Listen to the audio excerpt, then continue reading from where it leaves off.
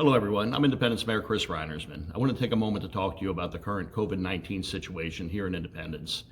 I realize in this modern age you have access to a lot of great information, certainly far better than I can give you, and I'm not going to pretend to be an expert on the subject.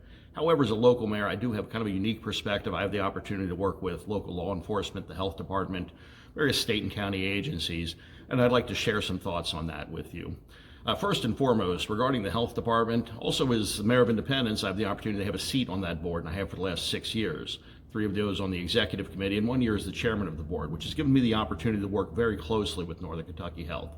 I cannot express to you enough the amount of confidence I have in Dr. Lynn Sadler and her staff at Northern Kentucky Health. The people that are leading the forefront, we are in very good hands there. Biggest thing I wanted to get across to you is I know there are 2 schools of thought. One of it is, of course, the sky is falling, it's the end of the world.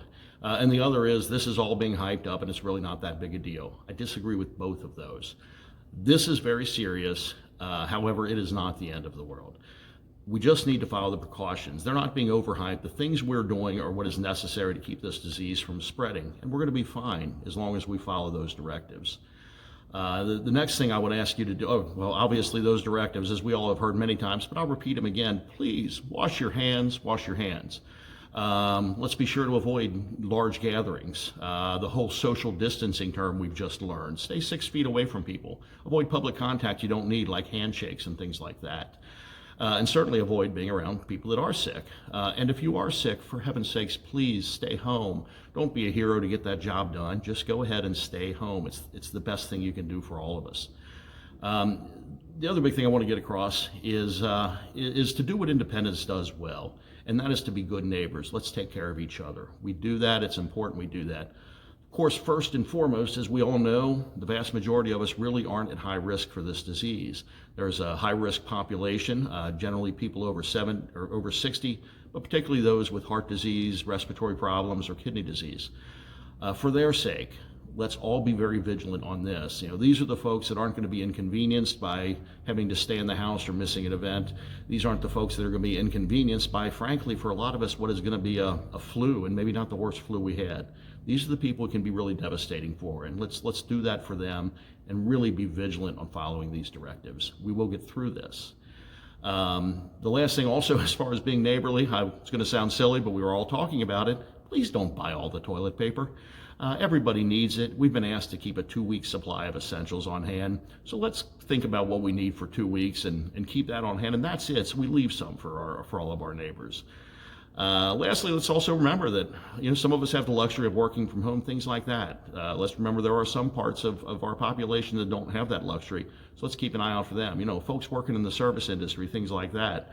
They're relying on tips. They're not getting necessarily paid and don't have the opportunity to work at home. So if you have an opportunity to help a friend or neighbor out there, maybe you keep doing that. And of course, let's remember our local businesses. Certainly the health concerns are first and foremost, but within the bounds of the health concerns, whatever we can do to help them out, because some of those are going to go through some tough time, particularly our restaurants. So let's keep in mind, we know this is over and we get through it, and we will get through it. Maybe we go out to eat an extra night or 2 a week, and maybe we tip a little better when we're there to help everybody get back on track with that. Folks, I think we'll be perfectly fine with that. I guess the last thing I'll leave you with is, as we all know, this is going to get worse before it gets better.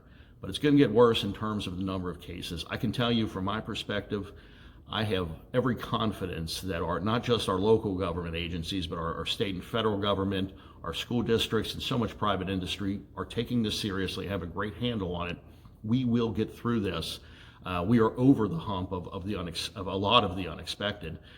We know how to handle it. It's up to us now. We as Americans, we as independents need to sit down, follow the directions, and we will get through this thing just fine.